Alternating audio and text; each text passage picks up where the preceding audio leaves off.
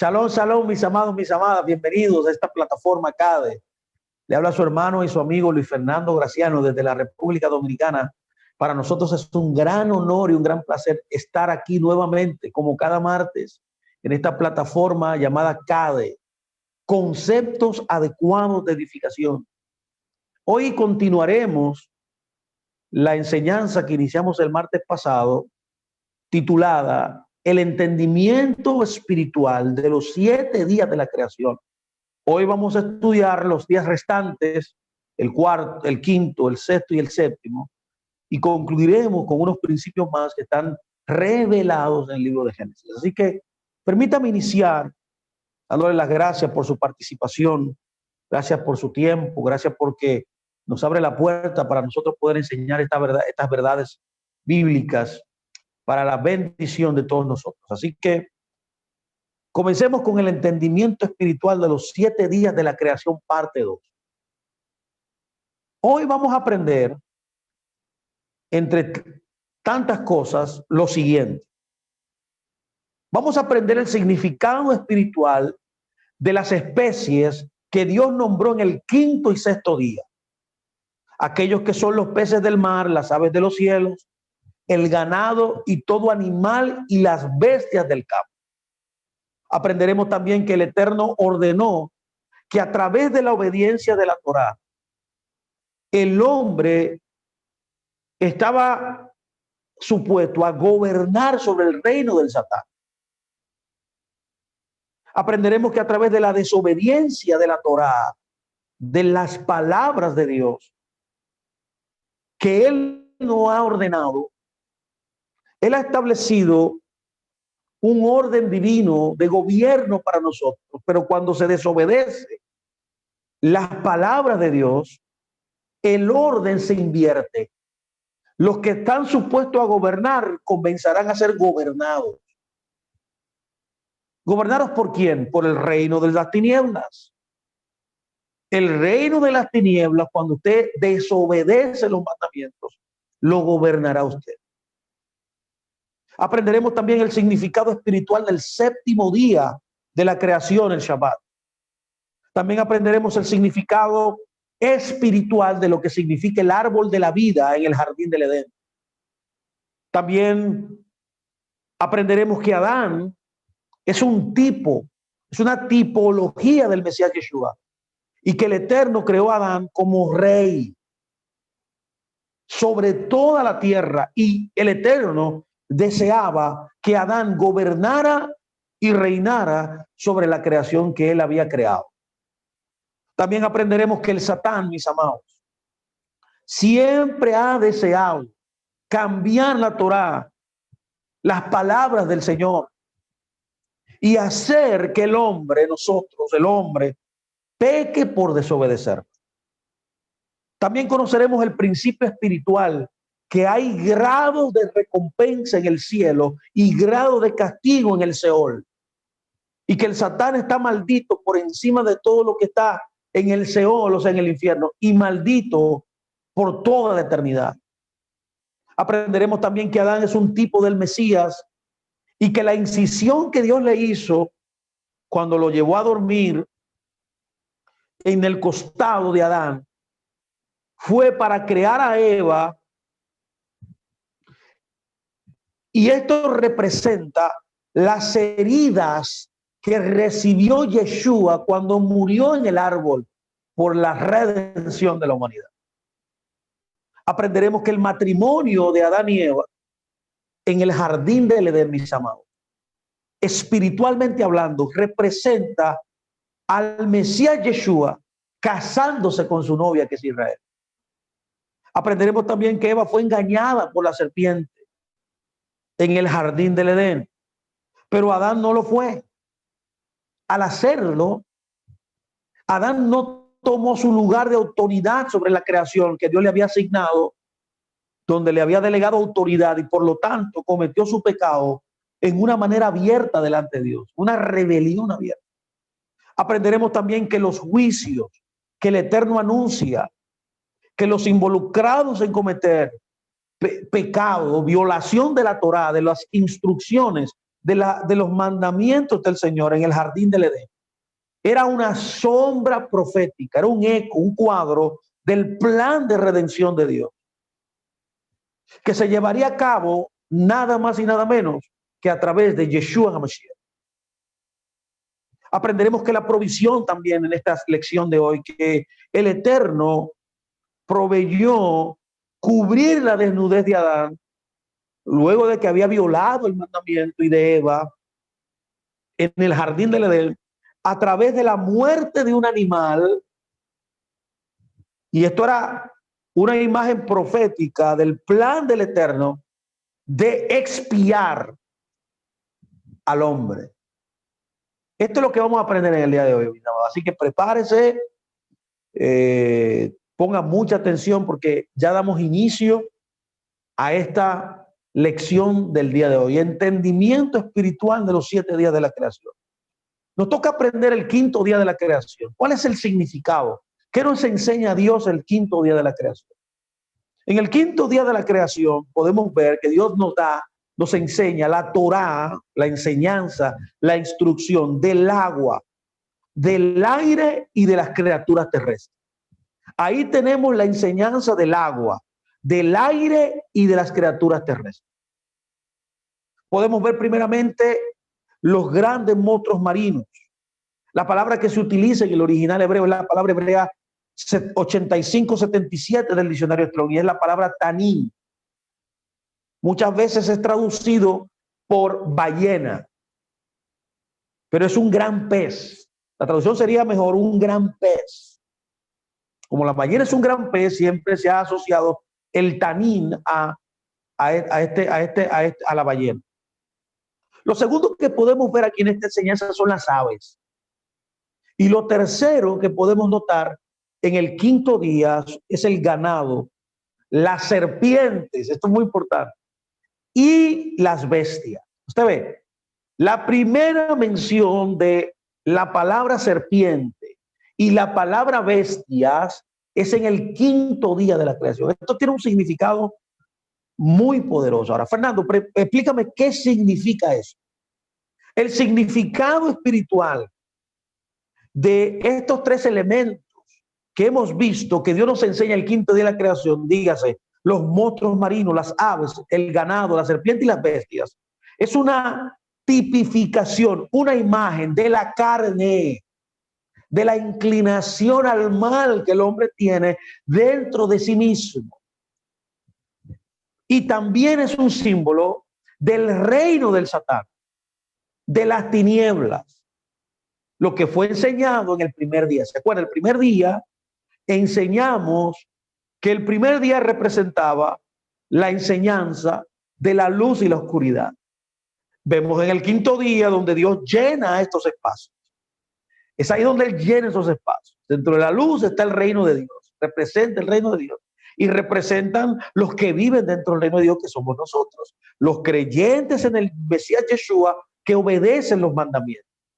En la otra parte, en las tinieblas, ¿quién vive en las tinieblas? Bueno, los hijos de las tinieblas, los que desobedecen los mandamientos de Dios, los que le dan la espalda a Dios.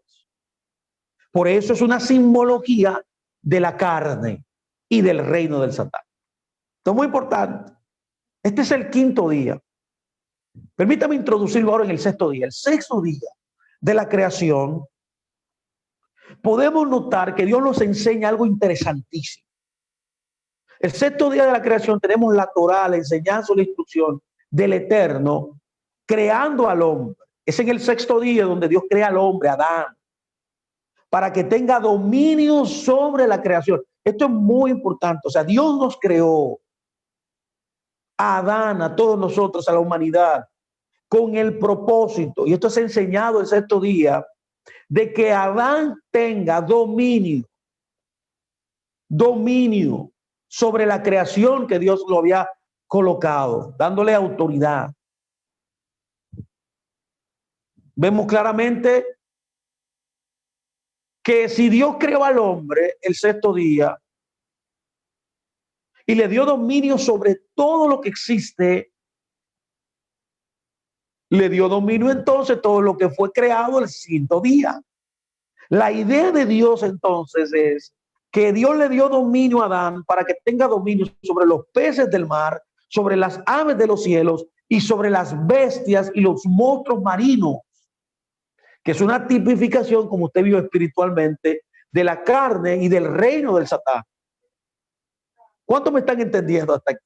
Dios destinó, ordenó, nos enseña literalmente que el hombre fue creado para dominar sus instintos, su inclinación al mal, sus deseos. El hombre fue diseñado para dominar el reino de las tinieblas. Las tinieblas no pueden dominar al hombre. No, esa no es la enseñanza que Dios nos da aquí. Hasta ahora, sí, porque vamos a llegar ahí ahora. Solamente las tinieblas y la carne dominarán cuando el hombre desobedece. Por tanto, esta es el sexto día, es una imagen del deseo, de la intención del Eterno, para que el hombre, quien fue creado a su imagen, o sea, una vida espiritual.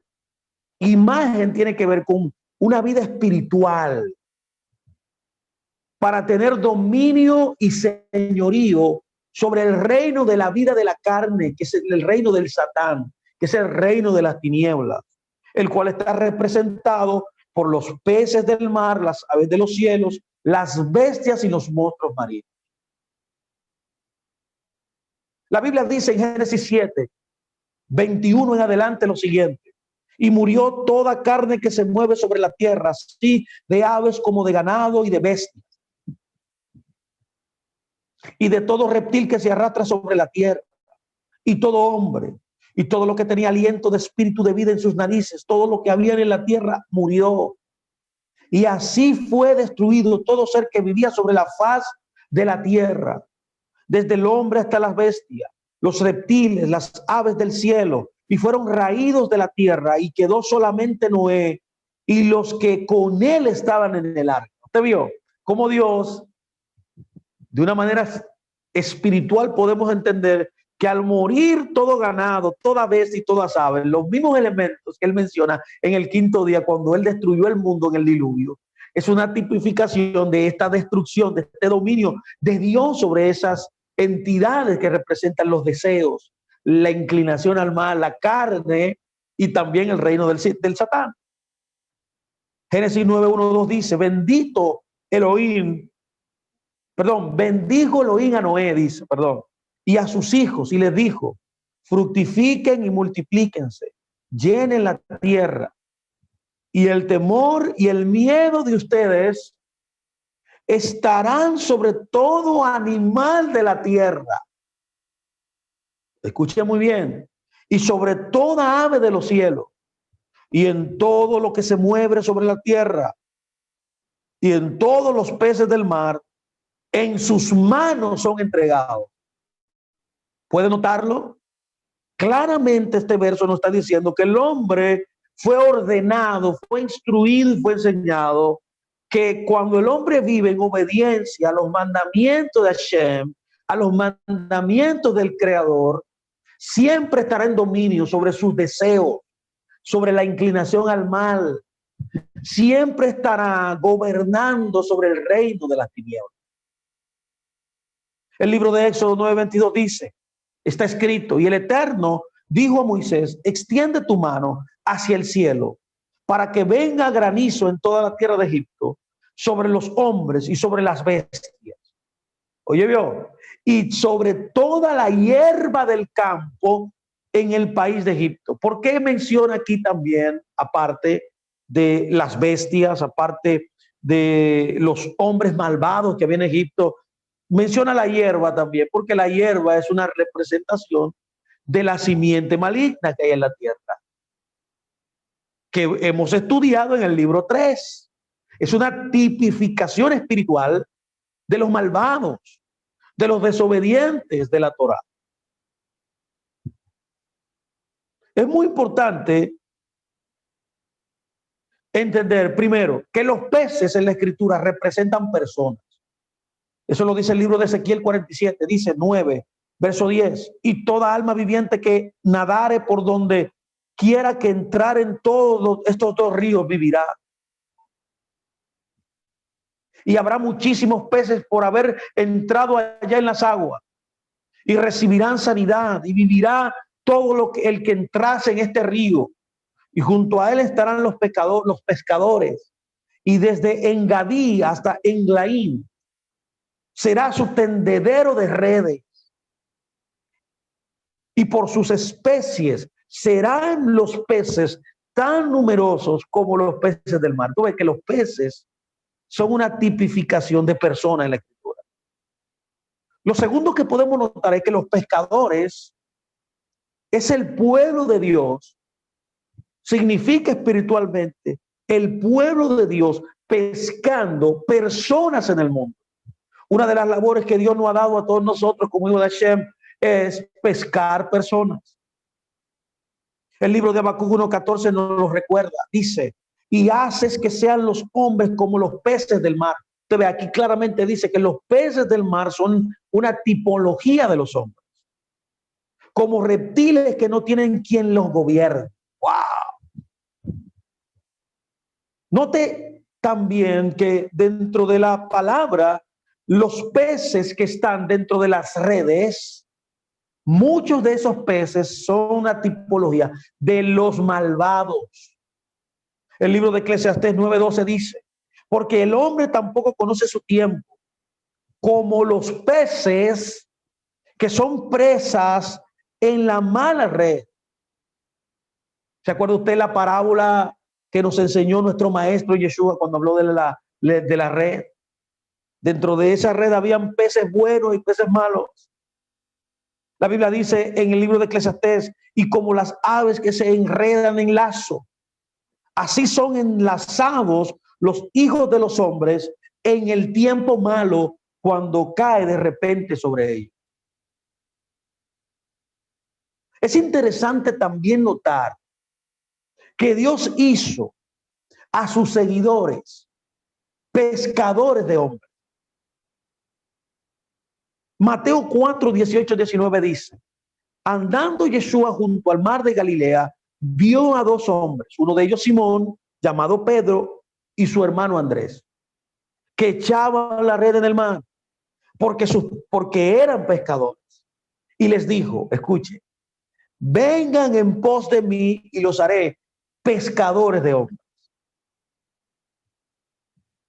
Podemos notar entonces que nosotros, los que creemos en él, los que obedecemos su palabra, una de las funciones que él nos ha dado en la tierra es ser pescadores de hombres. Pescar a esas personas que están perdidas y que al pescarlas y poder predicar el evangelio, ellas pueden entonces nacer de nuevo y ser parte del reino de Dios. Ahora, hay algo interesante aquí que introducimos ahora. Vemos que el sexto día Dios nos enseña el gobierno. Dios nos destinó a gobernar, a dominar los peces del mar, las aves de los cielos y todo lo que se arrastra. Símbolo de la carne, símbolo del pecado, símbolo, mis amados, de los deseos que son contrarios a nuestro Dios. Pero también en ese día, el sexto día, Él nos enseña la Torá, enseñanza, instrucción, quiero decir, de desobedecer su Torá. Es aquí en el sexto día que Él enseña que desobedecer la Torá es algo que te puede causar un cortocircuito, que te puede hacer abortar el plan que Él tiene, que tú gobiernes, que tú domines sobre la carne, sobre los deseos mundanos, sobre las pasiones juveniles, sobre lo que te impulsa a desobedecer las palabras que Él nos ha dejado para que nos vaya bien en esta tierra. La enseñanza de desobedecer su Torá. Lo primero que notamos es que el orden divino de Elohim será revertido. El dominio se revierte. Los que supuestamente deben dominar serán dominados por sus deseos, serán dominados por sus pasiones, se desviarán del propósito de la intención divina.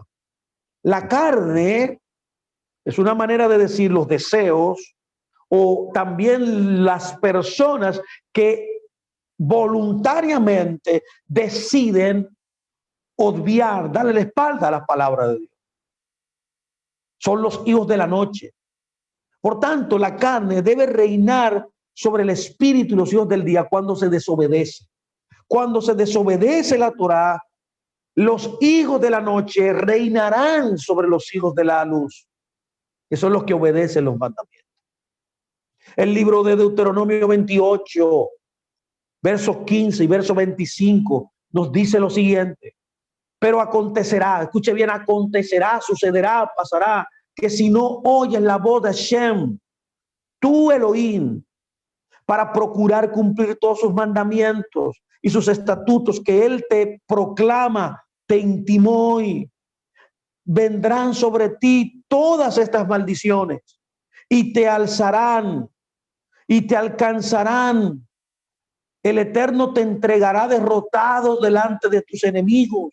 Por un camino saldrás contra ellos y por 7 caminos huirás delante de ellos y serás vejado por todos los reinos de la tierra. Usted ve, se revierte el orden declarado, decretado, permitido por Hashem, será revertido. Tú serás dominado. Te dominarán tus deseos, tus pasiones, pero también los hijos de las tinieblas te dominarán. El Salmo 79, 1, 2 dice: oh Elohim, vinieron las naciones a tu heredad, han profanado mi santo templo, redujeron a Jerusalén a escombros, dieron los cuerpos de tus siervos por comida a las aves de los cielos y la carne de tus santos a las bestias de la tierra. Vemos claramente que estas escrituras nos dicen que las tinieblas te dominarán, el Satán te dominará, que es tu instinto al mal, es tu inclinación al mal, son tus deseos cuando desobedecen los mandamientos. Es interesante en la escritura ver que hay un rey llamado Nabucodonosor, que es una tipología del Satán, pero también es una tipología del reino de las tinieblas. Nabucodonosor es una imagen totalmente clara del reino del Satán. ¿Saben cómo le llamaban a él? Le llaman la escritura el señor de las bestias del campo y de las bestias. Así se le nombra. ¿Coincidencia? No, de ninguna manera, porque es una tipología de las tinieblas, del reino del Satán. Es una tipología de la carne. Es una tipología, mis amados, de la inclinación maligna. El libro de Daniel lo dice. Mire qué dice. Daniel 2, 28 y 38. Pero hay un Elohim en los cielos, el cual revela los misterios. Y él ha hecho saber al rey Nabucodonosor lo que ha de acontecer en los postreros días. He aquí tu sueño y las visiones que has tenido en tu cama. Y donde quiera que habitan hijos de hombres, bestias del campo y aves del cielo, él los ha entregado en tus manos. Escucha bien lo que el Señor le entrega a este rey emblemático en la escritura. Le da dominio sobre las bestias del campo y sobre las aves de los cielos. Tipología, como ya usted ha entendido, de la carne, de las tinieblas, de la inclinación al mal. La escritura dice, él los ha entregado en tu mano y te ha dado el dominio sobre todo. Tú eres aquella cabeza de oro. Podemos ver entonces que Babilonia es una tipología de la carne. Por eso la Biblia dice en el libro de Apocalipsis, ¿se acuerda? Salgan de Babilonia, pueblo mío. Está hablando de que Babilonia es una representación en la escritura de la carne, el reino del Satán. ¿Dónde está eso, Fernando? En Revelación, usted lo ha leído 100,000 veces. Mire qué dice. Después de esto vi otro ángel descender del cielo con gran poder, y la tierra fue alumbrada con su gloria, y clamó con gran voz potente diciendo: ha caído la gran Babilonia, y se ha hecho habitación de demonios, y guarida de todo espíritu inmundo, y albergue de toda ave inmunda y aborrecible. Y oí otra voz del cielo que decía: salgan de ella, pueblo mío, para que no sean partícipes de sus pecados, ni reciban parte de sus plagas. Vemos claramente esto aquí. La carne es igual a Babilonia, igual al reino del Satán. Lo segundo que podemos notar aquí en esta reversión del dominio es que el deseo del Eterno para su pueblo no es solo que reine sobre Satán, sino que también reine sobre la influencia del reino de las tinieblas, el reino del Satán. La Escritura nos habla en Marcos 4, 30, 32 y nos dice esto: decía también, ¿a qué haremos semejante el reino de Dios, o con qué parábola lo compararemos? Es como un grano de mostaza que cuando se siembra en tierra es la más pequeña de todas las semillas que hay en la tierra, pero después de sembrado crece y se hace la mayor de todas las hortalizas y echa grandes ramas, de tal manera que las aves del cielo pueden morar bajo su sombra. Mateo 13 también nos dice: en aquel día Yeshua salió de la casa y se sentó en el mar, y se le juntó mucha gente, y entrando él en la barca se sentó, y toda la gente estaba en la playa, y les habló muchas cosas en parábolas, diciendo: he aquí, el sembrador salió a sembrar, y mientras sembraba, parte de la semilla cayó en el camino, y vinieron las aves y se la comieron. Cuando alguno oye la palabra del reino y no la entiende, viene el maligno y arrebata lo que fue sembrado en su corazón. Este es el que fue sembrado junto al camino. Usted ve, hay una influencia del reino de las tinieblas sobre los hijos de la luz que somos nosotros. Por tanto, necesitamos también dominar las influencias del reino de las tinieblas. Es interesante notar que las aves, que son símbolo de la carne, del reino del Satán, estas aves son un devorador de semillas. Por eso es que las aves tienen un nombre o un estatus en las escrituras negativo, porque las aves roban la semilla que debería plantarse para producir fruto, árboles y frutos, que es una tipología de creyente que somos nosotros. Al no permitir que se siembre en la tierra y al devorar la semilla, esa semilla que es la Torá, no crece en el creyente. El creyente no puede llegar al dominio que Dios ha destinado que él llegue. Por tanto, las aves es una tipología de los malvados. Cuando usted no deja que la palabra se siembre en usted, lo que sucederá es que usted se desviará de los propósitos de Dios y se constituirá en un malvado. Permítame introducirlo ahora al séptimo día. Este es el séptimo día ahora. El séptimo día de la creación. Tenemos una enseñanza extraordinaria, que es la cumbre. Todos los otros 6 días fueron motivados pensando en el último día. El último día es por así decirlo, la meta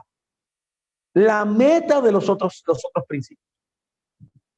El yo vivir en luz, no en tinieblas. El tomar mi enseñanza de las aguas de arriba, no de las aguas de abajo.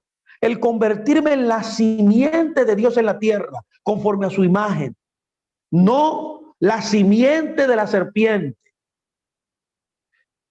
Permitir que el Eterno me gobierne, me influencie con su palabra, con su enseñanza, me hace nacer de nuevo y me hace crecer a la madurez.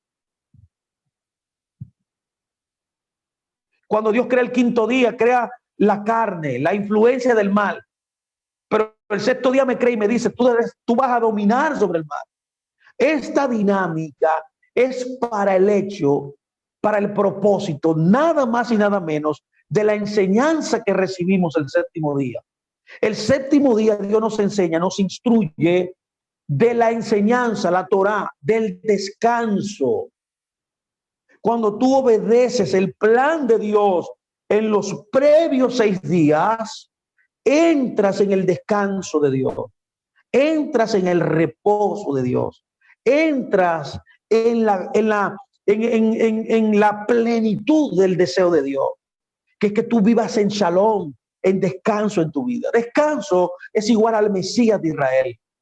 Este Shabbat es una tipología del Mesías, pero también representa al creyente que cree en la Torá, que obedece la Torá.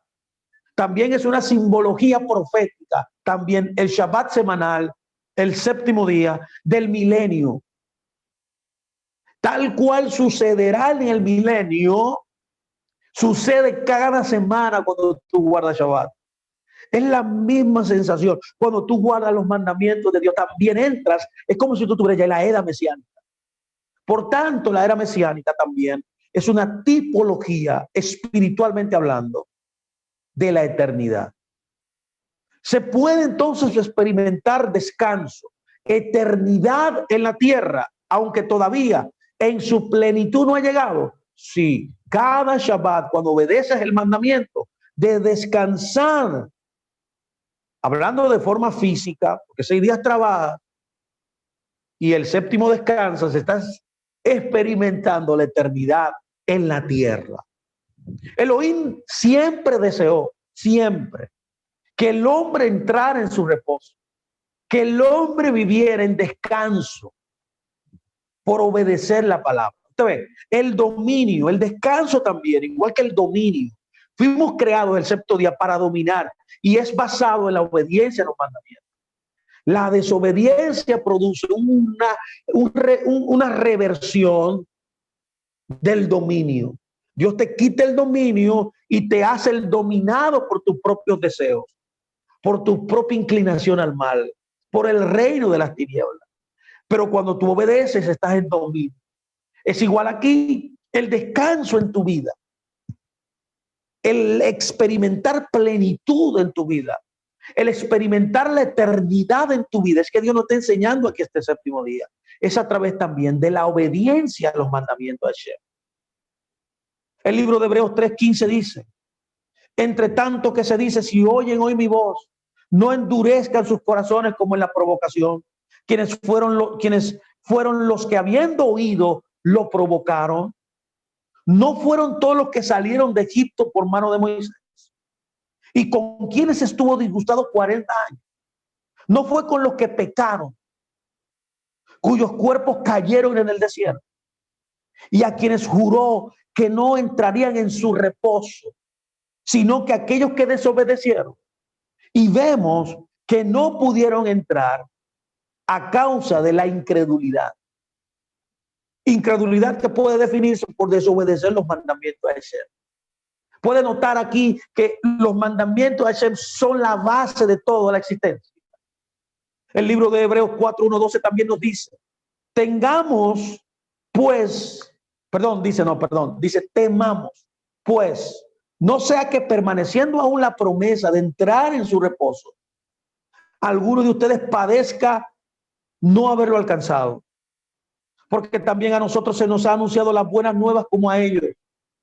Pero a ellos no le aprovechó por no escuchar la palabra, por no ir acompañada de emuná, de fe en los que la oyeron. Pero los que hemos creído, entramos en el reposo. Usted ve que el reposo en Dios, la plenitud en Dios, el ejercicio y la experimentación en la tierra de la plenitud, de la eternidad de Dios, del descanso, donde no le va a hacer a usted falta nada, porque usted está en la plenitud de Él. Son los que escuchan su palabra, son los que obedecen su palabra. De la manera que dijo, por tanto juré en mi ira, no entrarán en mi reposo, aunque las obras suyas estaban acabadas desde la fundación del mundo. Porque en cierto lugar dijo así del séptimo día: Y reposó Elohim de todas las obras el séptimo día. Y otra vez aquí, no entrarán en mi reposo. Por lo tanto, puesto que falta que algunos entren en él, y aquellos a quienes primero se les anunció la buena nueva no entraron por causa de la desobediencia. Otra vez determina un día, escuche muy bien, el milenio, hoy diciendo, después de tanto tiempo por medio de David, como se dijo, si oyen hoy su voz, no endurezcan sus corazones, porque si Josué les hubiera dado el reposo, no hablarían desde después de otro día. Por tanto, queda un reposo para el pueblo de Dios. Usted ve que cada vez que usted va en Shabbat y guarda Shabbat, literalmente cada semana, es ensayando, ya que el Shabbat es una fiesta, usted está ensayando, mi amado, la eternidad y ese día que vendrá en el futuro cuando Él retorne en su segunda venida del Señor. El texto de Hebreos nos sigue diciendo, porque el que ha entrado en su reposo también ha reposado de sus obras. Usted ve, ¿qué es lo que es reposar en tus obras? Que usted obedece la palabra de Dios, que usted no obedece sus deseos. Eso es como el oír de las suyas. Procuremos pues entrar en aquel reposo para que ninguno caiga en semejante ejemplo de desobediencia. Porque la palabra de Dios es viva y eficaz y más cortante que toda espada de dos filos y penetra hasta partir el alma, el espíritu, las coyunturas y los tuétanos y discierne los pensamientos y las intenciones del corazón. El libro de Mateo 11:28 también nos dice, escuche muy bien, vengan a mí todos los que estén trabajados y cansados, que yo los haré descansar. Isaías 11:10 dice, acontecerá en aquel tiempo que la raíz de Isaí, una referencia directa al Mesías, la cual estará puesta por bandera en todos los pueblos, será buscada por todas las gentes y su habitación será gloriosa. ¿Qué hemos tratado de enseñar en estos 7 días? Escúcheme muy bien. Los 7 días de la creación es una imagen espiritual para Dios comunicarnos a nosotros que somos su pueblo el plan de redención que Él tiene para la humanidad de 7,000 años. Cada día representa un principio eterno. El plan perfecto de redención que yo debo asumir prácticamente día a día. Vivir en la luz, recibir el agua de arriba, ser la simiente, la representación exacta, la simiente de Él, del Mesías. Dejar siendo guiado, influenciado por su luz, por su palabra. Dominar las aves, los peces del mar, las aves de los cielos, las tinieblas. Dominarme a mí mismo. Vivir bajo el fruto del Espíritu, el dominio propio de mis propios deseos. Eso me llevará al gobierno, al dominio, y me hará entrar al reposo de Dios, donde experimentaré plenitud, donde experimentaré lo completo de Dios en mi vida, la eternidad. Este es el significado espiritual. En otras palabras, estos 7 días son el plan de redención de 7,000 años del plan de Dios.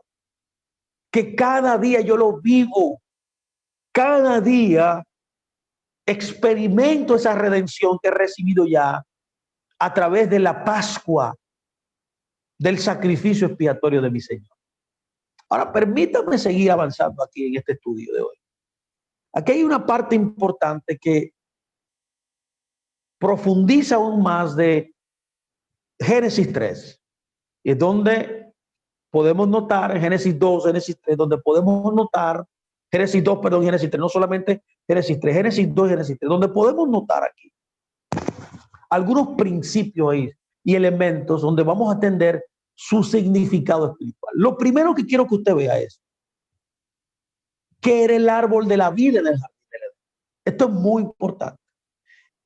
El árbol de la vida era una tipificación espiritual de la Torá, de los mandamientos de Dios y de Yeshua. La Torá del árbol de la vida. Aquí tenemos la enseñanza del árbol de la vida. Para poder entender esto muy claro, debemos ir a Proverbios 3, versos 1 y 4 y versos 17 y 18, que dice algo extraordinario, importantísimo, que muestra esta verdad. Proverbios dice: hijo mío, no te olvides de mi Torá, y tu corazón guardará mis mandamientos, y hallarás gracia y buena opinión ante los ojos del Eterno y de los hombres.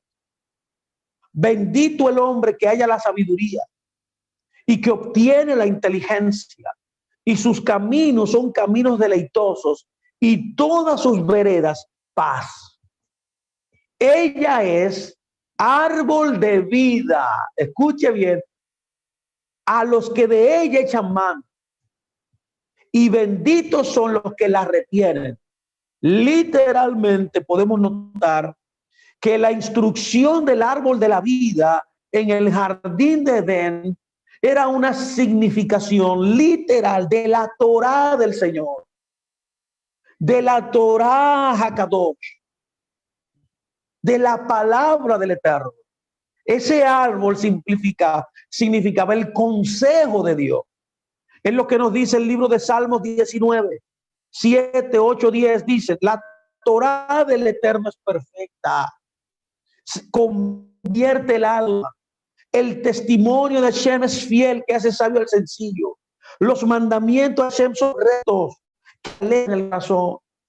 El pacto eterno es puro, que alumbra los ojos. Deseables son más que el oro, y más que mucho oro afinado, y dulces más que la miel, y que la que destila del panal. Wow, esta es la Torá, el árbol de la vida, que produce vida al que come de su fruto. ¿Cuál es el fruto del árbol de la vida? La obediencia. El Salmo 1:3 también nos habla de esta verdad. Dice: bendito el varón que no anduvo en consejo de malos, ni estuvo en camino de pecadores, ni en silla de escarnecedores se ha sentado, sino que en la Torá del Eterno está su delicia.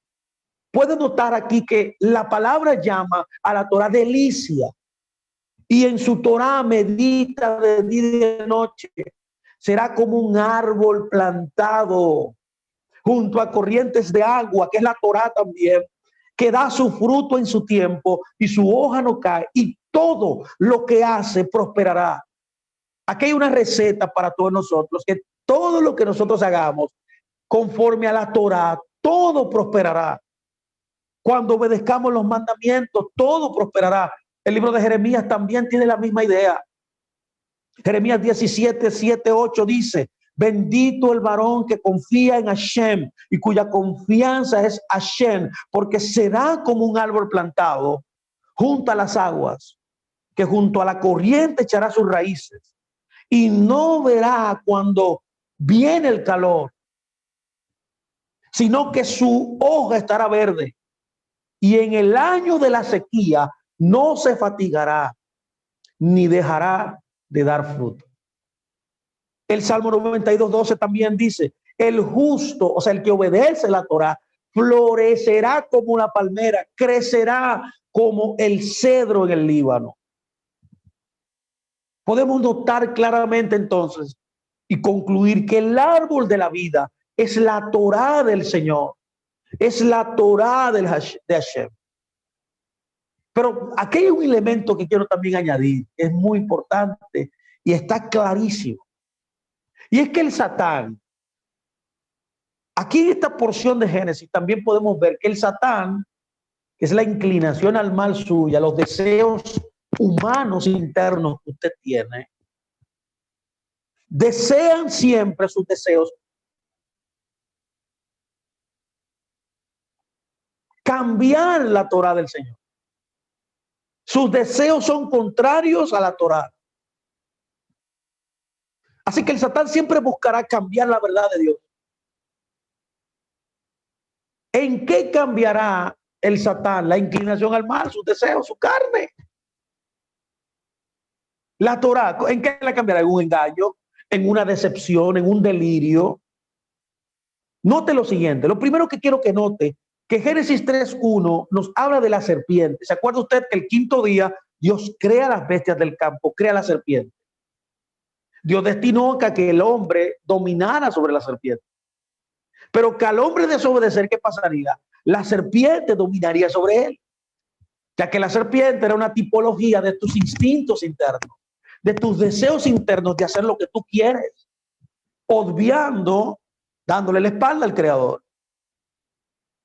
Por tanto, la serpiente y las bestias del campo son una tipología, son una metáfora de la inclinación al mal.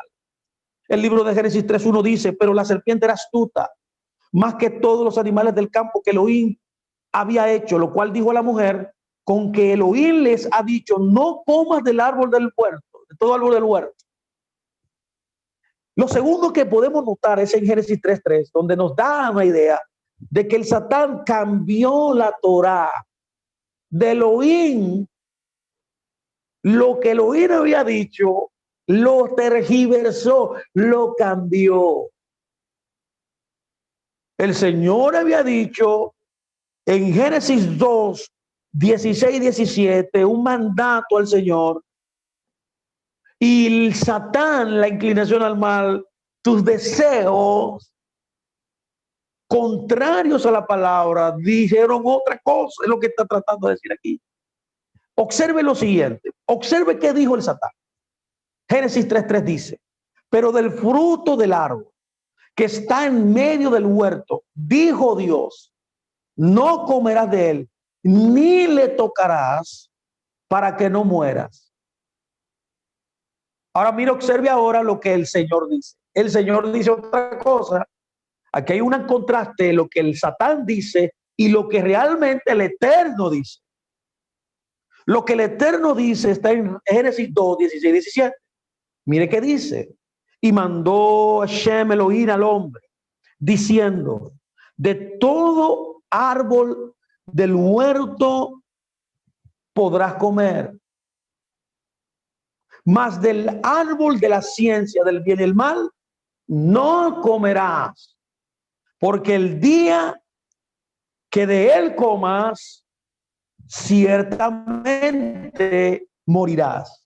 Vemos claramente que aquí hay una violación de la Torá. Aquí la matemática de Dios falló, ya que la serpiente le añadió a la palabra. Dios solamente le dijo al hombre que no comiera, pero la serpiente dice que no comieras ni que le tocaras. La serpiente añade, ni le tocarás. Por tanto, podemos concluir que esto es una violación de la Torá de Dios. El libro de Deuteronomio 4:1-2 dice, ahora, oh Israel, oye los estatutos y los decretos que yo te enseño, para que lo ejecutes y vivas y entres y poseas la tierra que Hashem tu Elohim le da a tus padres. No añadirán, dice, no añadirán a la Torá que yo les mando, ni disminuirán de ella. O sea, es una violación a la Torá, tanto añadirle, como hizo el Satán en Génesis 3, y también quitarle. Quitarle también es una violación de la Torá. Tengo una buena noticia para usted. Usted no fue el legislador. Los predicadores no fueron el legislador. Si usted ha oído ahí a alguien que dice no obedezca la Torá, es porque le están quitando a la Torá y están violando la Torá. Están violando los mandamientos de Dios, porque determinadamente hay un decreto que dice que no le añadirás ni le disminuirás, para que guarden los mandamientos tal cual, en otras palabras, como Hashem, su Elohim, le ha ordenado. El libro de Revelación también nos aconseja esto, no quitar, no añadir. La Biblia dice en Revelación 22, yo testifico a todo aquel que oye la palabra de la profecía de este libro, si alguno añadiese a estas cosas, Elohim traerá sobre las plagas que están escritas en el libro. Y si alguno quitare de las palabras del libro que esta profecía, Elohim quitará su parte del libro de la vida. Es un pecado de muerte, que en hebreo se llama pecado caret, que es de sacarte, de cortarte, y de la santa ciudad y de las cosas que están escritas en este libro. Eso es lo segundo que podemos notar. Lo tercero que noto es en Génesis 3:14. Dice la escritura que Satán es maldito. Dios maldijo al Satán por encima de todo ganado y toda bestia. O sea, la inclinación al mal de nosotros, tus propios deseos están malditos por Dios. Así que cada vez que tú eliges tus deseos, lo que tú quieres, lo que tú consideras, estás entonces en maldición. Esa es la enseñanza aquí espiritual. En el libro de Génesis 3:14 dice, y el eterno Elohim dijo a la serpiente, por cuanto esto hiciste, maldita serás entre las bestias y entre todos los animales del campo, que son una tipología de la carne. Sobre tu pecho andarás y polvo comerás todos los días de tu vida. En otras palabras, el Señor no está aquí profetizando las consecuencias del pecado. No está hablando de las consecuencias que toda persona recibirá porque lo eligió voluntariamente envolverse en el pecado. Dios no está informando que eso es mal, que eso te destruirá tu vida, elegir tus deseos, ya que están malditos. ¿Qué está diciendo en otras palabras? Que usted debe elegir lo que está bendito. ¿Qué es lo que está bendito? La Torá. Por eso dice Génesis 3:15 que él podría enemistad entre la simiente de la serpiente y la simiente de la mujer. A la mujer le dijo, multiplicaré en gran manera tu preñez, con dolor dará salud los días y tu deseo será para tu marido. Y él se enseñoreará de ti. El hombre dijo, por cuanto obedeciste a la mujer, usted ve, a sus deseos, comiste del árbol del que te mandé diciendo, no comerás de él, maldita será la tierra por tu causa y con dolor comerás de ella todos los días de tu vida. Aquí hay una clara indicación de las consecuencias del pecado, de las consecuencias, mis amados, de desobedecer los mandamientos de Dios y dejar que tus deseos te gobiernen. Es interesante notar que la serpiente, la mujer y el hombre es todo lo que está en el escenario de la tierra, de la vida.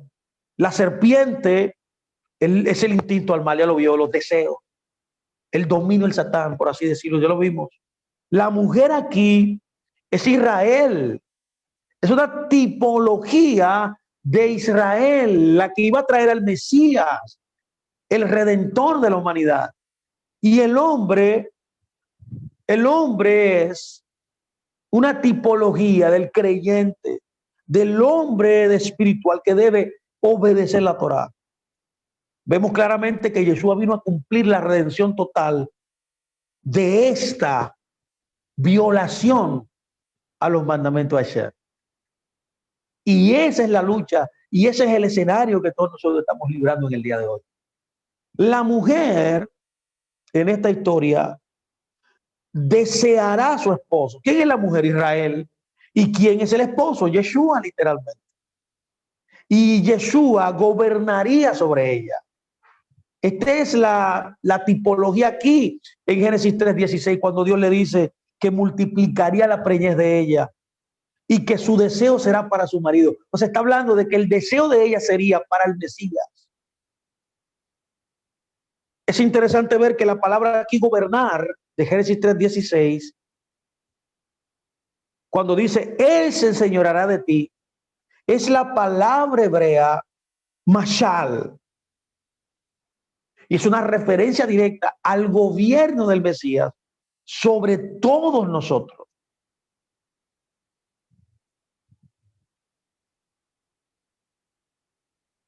Es bueno ver también que a través de este pecado, la mujer fue determinada para que diera luz con dolor, diera luz con tristeza. Ahora, porque esto tiene un simbolismo extraordinario. ¿Qué significa este dolor? Ese dolor de parto de ella. Esto no solo habla de una mujer natural teniendo dolores de parto. Esto aplica naturalmente, pero también aplica proféticamente y espiritualmente. Esto también habla de nosotros, los creyentes, atravesando un proceso de nacimiento al aceptar al Mesías Yeshua en nuestras vidas. Cuando aceptamos, mis amados, a Yeshua en nuestras vidas, nos convertimos en hijos espirituales. Para el pueblo hebreo, el tiempo antes de la venida del Mesías a la tierra, ya sabemos que su segunda venida es conocido literalmente por los dolores de parto del Mesías. ¿Usted está entendiendo ya? Era una tipificación de ese tiempo. En el mundo cristiano, esto es conocido como el período de la tribulación. Por tanto, Adán aquí, en esta historia, al igual que la mujer, que es una tipología de Israel, Adán es un tipo del Mesías también. Romanos 5:14 dice, no obstante, reinó en la muerte desde Adán hasta Moisés, aún en los que pecaron a la manera de la transgresión de Adán, el cual es figura del que había de venir. Usted ve, Adán aquí nos dice Romanos, es una tipología del Mesías. El libro de Corintios, en su primera carta, en el capítulo 15, versos 45-47, también nos da la misma idea. Dice, así también está escrito, fue hecho el primer hombre Adán, alma viviente, y el postrer Adán, espíritu vivificante. Mas lo espiritual no es primero, sino lo animal, luego lo espiritual. El primer hombre es de la tierra terrenal, el segundo hombre, que es el Señor, es del cielo. Adán fue hecho a imagen de Dios, una vida espiritual, Génesis 1:26. Yeshua también está hecho en la forma de hombre. Vio aquí la similitud, vio aquí la conexión. Literalmente el libro de Filipenses dice que él se hizo en forma de hombre. Dice, y estando en condición de hombre, dice, se humilló a sí mismo, haciéndose obediente hasta la muerte y muerte de cruz. Es interesante notar que Adán fue hecho rey también. No solamente era una tipología del Mesías, sino que fue hecho también rey sobre la tierra. La Torá de Dios desea que el hombre tenga el dominio, tenga autoridad sobre la creación. Es lo que nos dice Génesis 12:19. Cuando Dios dice que Él nos formó de la tierra, y ahí de la tierra formó toda bestia, toda ave, y lo trajo a Adán, para que Adán lo llamara de un nombre. Y todo lo que Adán llamó a los animales vivientes, ese es su nombre. Usted ve la autoridad que le dio. Y puso a Adán nombre a toda bestia, a las aves y a todo ganado del campo. Más que Adán no se halló ayuda en contra. El Salmo 8:3-8 dice, cuando veo tu cielo, obra de tus dedos, la luna, las estrellas que tú formas, digo, ¿qué es el hombre para que tengas de él memoria? Escuche muy bien que dice, y el Hijo del Hombre para que lo visite, lo has hecho menor que los ángeles y lo coronaste de gloria y de honra. ¿Puede notar que Adán es un rey en la tierra? Revelación 5:10 dice, y nos has hecho para nuestro Elohim reyes y sacerdotes y reinaremos sobre la tierra. Mis amados, todo esto es profético de Yeshua, quien es el verdadero rey de toda la tierra. Zacarías 14:9 nos profetiza, nos dice, y el Eterno será rey sobre toda la tierra. Aquí el Eterno es Yeshua literalmente. Y aquel día Hashem será uno y uno su nombre. Es interesante notar que Adán nombró todos los animales que era una tipología, es una enseñanza para nosotros de nombrar en la Biblia, de tener dominio, de tener autoridad. Así como un rey lo hace, ya que Adán era el rey sobre la creación, sobre la colonia que Dios le había dado. Adán nombró a cada uno de los animales y por eso dice que el nombre que Adán le llamó es el nombre de todos los animales. Era el ejercicio de dominio, era el ejercicio de reinado que él estaba haciendo. Yeshua es dado su nombre por Dios. ¿Se acuerda? Dios le da el nombre a Yeshua cuando le envía el ángel a María y le da el nombre, el que le da el nombre es el Eterno. Y el nombre de Yeshua está por encima de todos los nombres, ya que esto significa la autoridad que el Dios le ha dado sobre todas las cosas. Eso nos lo dice el libro de Filipenses claramente. Dice que se despojó a sí mismo tomando forma de siervo, hecho semejante a los hombres. Y estando en condición de hombre, se humilló a sí mismo y haciéndose obediente hasta la muerte y muerte de cruz. Por lo cual Elohim también lo exaltó hasta lo sumo y le dio un nombre que es sobre todo nombre. Para que en el nombre de Yeshua se doble toda rodilla de los que están en los cielos y en la tierra y debajo de la tierra. Y toda lengua confiese que Yeshua HaMashiach es el Señor, para gloria de Elohim Padre. Es importante ver eso. Pero también es importante ver que Adán, para cumplir su tarea, necesitaba una compañía. Y es en ese proceso donde Dios lo duerme. Dice la Biblia que Dios colocó a Adán en un sueño profundo. Lo primero que puedo notar de esto es que el sueño es un término sinónimo en la escritura de muerte. Por tanto, que hay un mensaje muy profundo y espiritual que tengo que compartir. Juan 11:11 dice, dicho esto, les dijo después, nuestro amigo Lázaro duerme. Está diciendo que Lázaro estaba muerto, ya que dormir en la escritura es como decir muerte. Lo segundo que puedo notar es que el sueño es una imagen de la muerte a la carne, seguido por la resurrección. Es interesante esta enseñanza. El libro de Tesalonicenses 4:17 dice, porque si creemos que Yeshua murió y resucitó, vio que la muerte está conectada a la resurrección. La muerte de la carne producirá siempre una resurrección. Esta es la tipología que nos da el libro de Génesis, la enseñanza espiritual. Así también traerá Dios con Yeshua a los que durmieron en él. Usted vio, el que durmió en él, o sea, el que murió en él, experimentará resurrección. Lo tercero que puedo notar aquí es que la carne de Adán fue cortada, se le produjo una herida. Esta es una imagen, wow, lindo, esto es muy lindo, muy didáctico. Es una imagen de la crucifixión de Yeshua. Note lo siguiente, Génesis 2:21 dice que hubo una incisión en la carne, una imagen de la muerte. Es lo que nos dice Juan 19:34, que dice, pero un soldado le abrió el costado con la lanza. Usted puede ver cómo en Génesis está anunciándonos todo el proceso de redención. Y dice que al instante salió agua y sangre. ¿Por qué salió agua y sangre? Escuche muy bien, porque cuando el cuerpo muere, la evidencia que usted murió es que su sangre, que es plasma, divide el plasma del agua.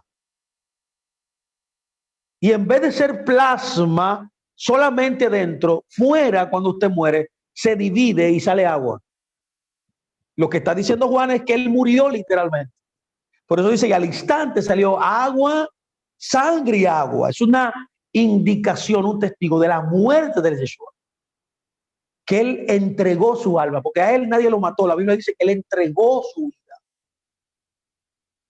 Como dijo, yo entrego mi vida y también la vuelvo a tomar, diciendo que él es Dios. Eso es lo que está diciendo.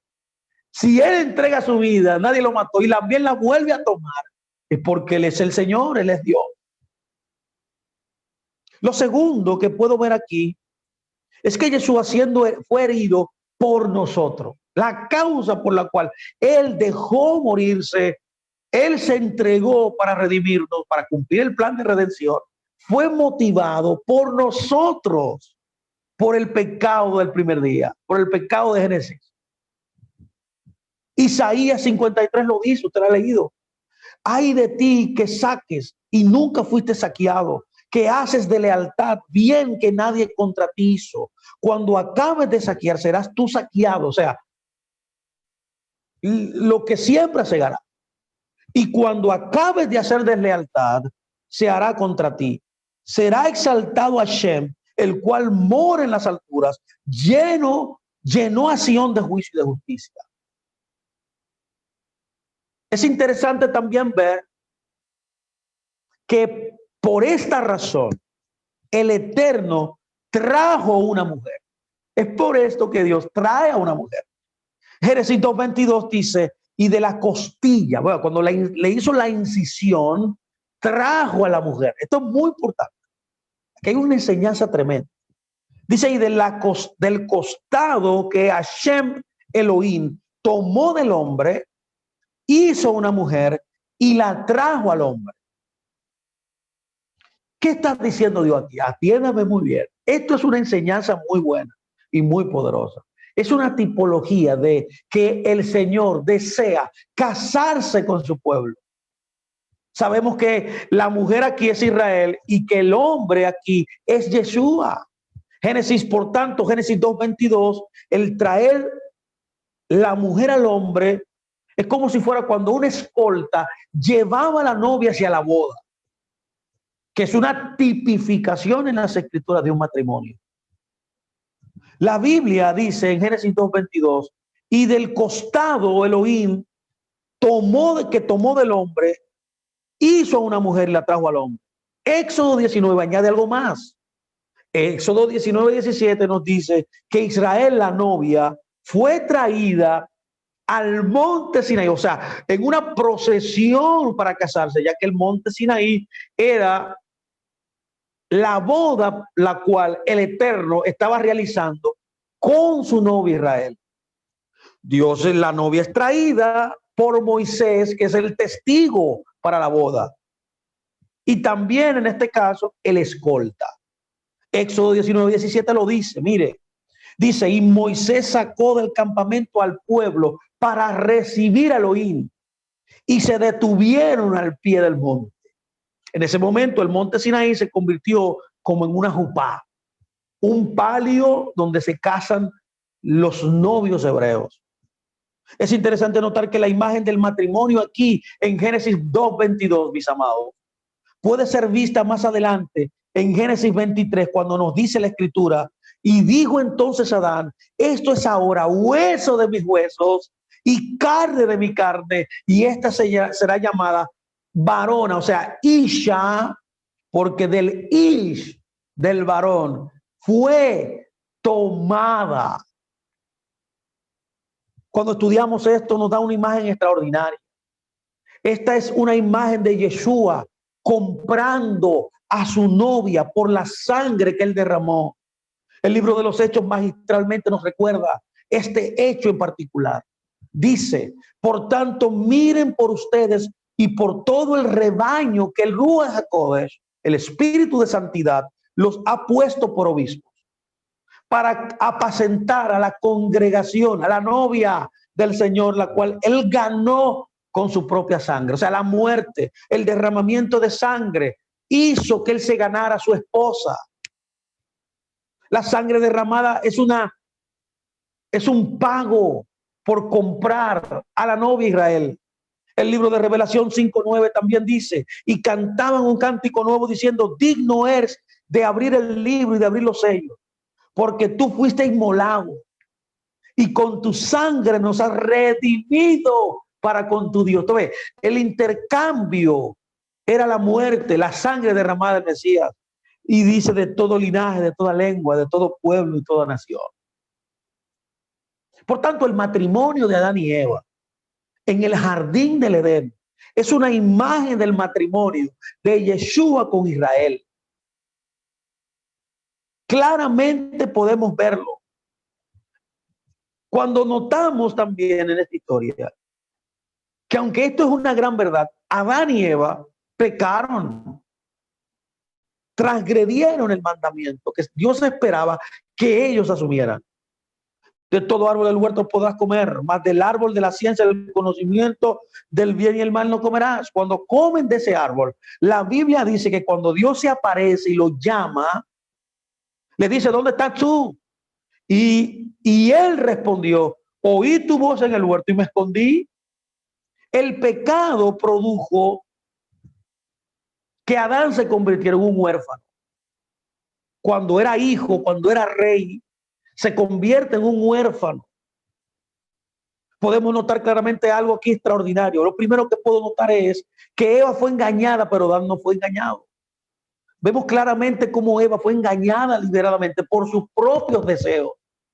El libro de Timoteo 2, 13, 15 dice, porque Adán fue tomado primero y después Eva.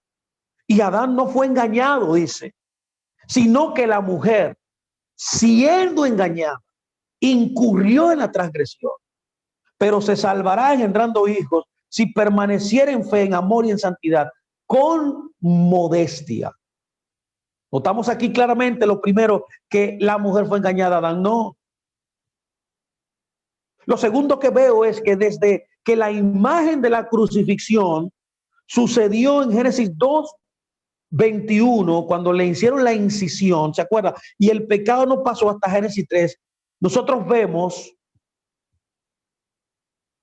como dice la escritura en Génesis 2, 21, entonces el Eterno hizo caer en sueño profundo a Adán, y mientras éste dormía, tomó de su costado y cerró la carne en su lugar.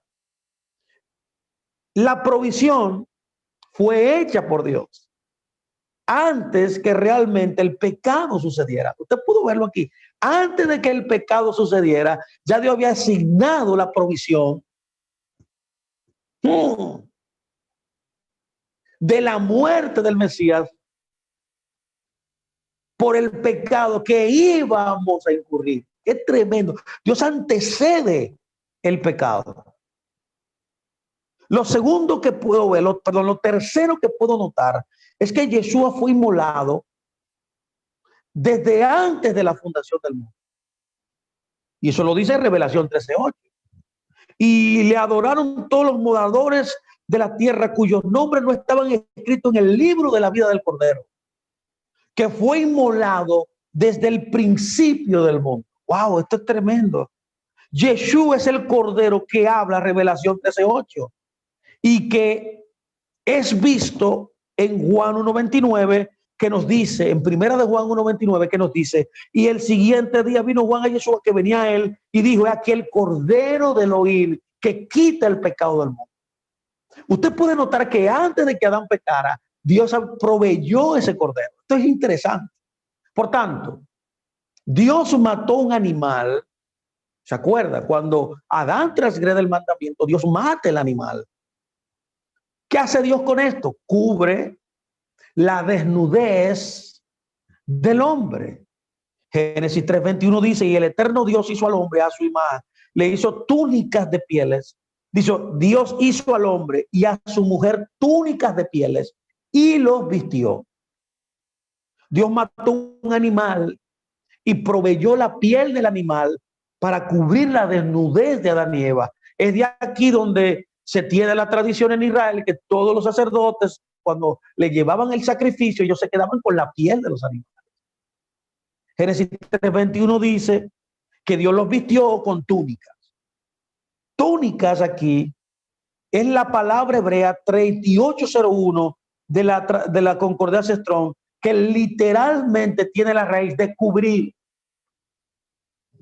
que es una indicación directa, mis amados, a la fiesta de Yom Kippur. Kippur significa expiar.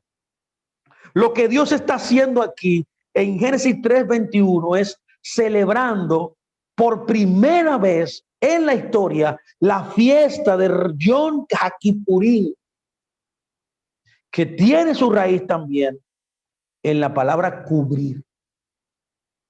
Por tanto, termino aquí este tiempo extraordinario. Hemos aprendido cosas profundas, interesantes. Ya estamos viendo más claro todo el libro de Génesis.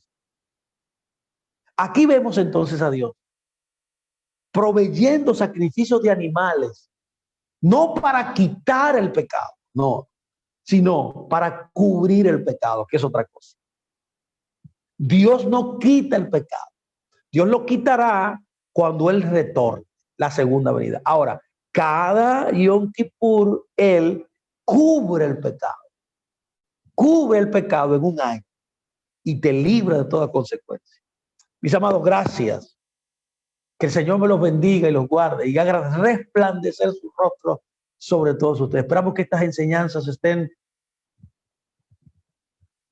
en su conciencia profundamente, que puedan marcar su vida para poder entender el destino profético, en la asignación tan gloriosa y tan alta que tenemos en él. Hemos explicado los 7 días de la creación y hemos hablado un poco más de Génesis 2 y Génesis 3, entendiendo todos estos conceptos extraordinarios desde un punto de vista espiritual. Shalom, shalom, mis amados.